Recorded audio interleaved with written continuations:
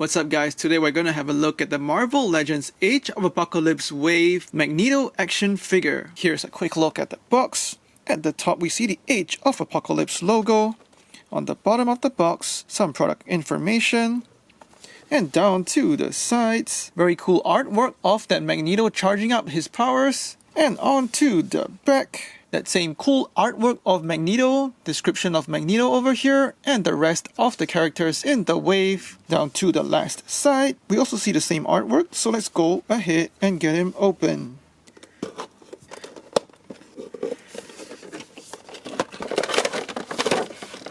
Out of the packaging, we see Magneto over here on the plastic tray. He's got two swappable fists, a spare head, as well as two effect pieces. The effect parts are cast in a translucent purple plastic, and that catches the light really well.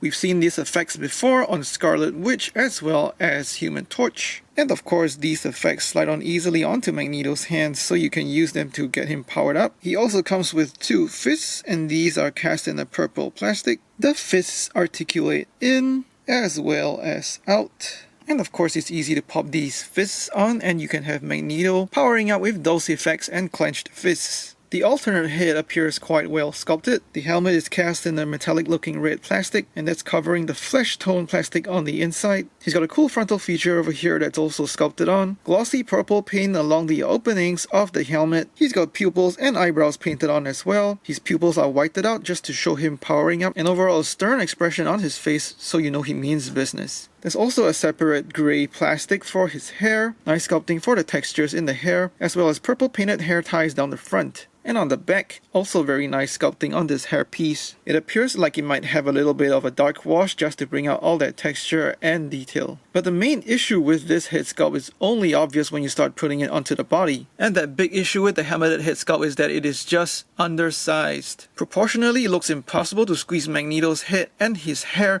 into that helmet. Checking it out from the side as well, how would you squeeze all that hair into that helmet? The helmeted head is easy to pop on, and he really just looks a little bit pin-headed with this head sculpt. I think this is great sculpting and definitely very faithful to the character's design in the comics, but over here it just seems quite undersized. Now taking a closer look at the sculpt, there's a lot of reuse with the old Magneto. The new parts are the head sculpt, his cape, his wrist gauntlets, as well as his boots. And now standing them side by side, you can see that the new helmeted head sculpt is quite undersized compared to the old one. And taking a look at the helmets from the side, the size difference is once again really apparent. Switching back to the unhelmeted head sculpt, he's got a determined expression on his face, nice sculpting and sharp painting for the thick, long eyebrows. And the paint for the eyebrows also matches the color of his hair. His eyes do seem a little small to me at first, but I suppose that's part of the sculpting work, and overall it still works for his face. I like that they also did sculpting for the lines in his face just to show his age, and he also has a rather strong heroic chin. The hair is also sculpted similar to his helmeted head, with long flowing locks and purple hair ties down the front. The issue I have with this hair is that it just doesn't fall naturally, especially when you're looking from the side. And when you turn his head, these ponytails just don't want to fall naturally, and that's because of the rigid plastic that they use for his hair. And of course, this rigid plastic also affects the articulation of his head left and right. His cape has a pretty nice sculpt. There's detail for the flowing fabric all the way down to the bottom of the cape. There's a purple collar that's painted in glossy purple, as well as very sharply applied silver for the rivets on the collar. And this entire cape also comes attached with glossy purple shoulder pads. The cape and the shoulder pads are an entire solid piece, so they just slide off. They don't attach to any of the pack holes on the back of the figure. Onto the rest of the figure, it's mostly cast in a red plastic. Some muscle detail as well as fabric wrinkling on the torso. He's got a purple belt that is a separate piece. He's got new glossy purple wrist gauntlets. Some design features sculpted in on the outside, and these gauntlets are smoothed on the inside. Moving down to his legs, again is the same red plastic.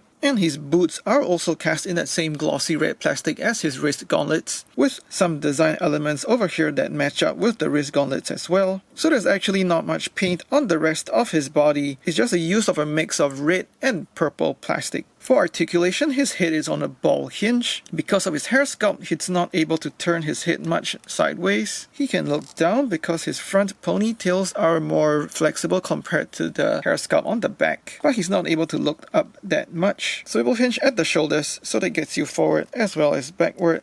and out that far. Swivel at the bicep, so that gets you 360. Double hinge elbows, so that gets you about 90 degrees. This time is hindered because of the new wrist gauntlets. Swivel hinge at the wrist, so that gets you 360, also articulating in as well as out. Mid-torso ab crunch, so he goes forward as well as backward. He's got a swivel all the way so he can swing right as well as left. Ball jointed hips, so that goes outward, not that much. And you can also go forward and backward. Thigh swivel, so that goes 360. Double hinge at the knee, so that gets you quite good range as well. He's got a calf swivel just above the boot, so that goes 360. Hinge at the ankle, so that's quite good range upwards as well as downwards. And finally quite good ankle pivot outwards as well as inwards. The articulation is pretty much Marvel Legends standard, and Magneto isn't known to be really flexible or agile, so you should be able to get him into many different poses just powering up. I've also found out a way to make those ponytails look more natural when he turns his head, is to kind of crisscross them across the front of his body, that way they wouldn't stick out and look too distracting. Even though the cape is rather rigid, it is still light enough so that you can balance him in wider stances, and you can also have some fun mixing the use of the effects from the previous Magneto as well.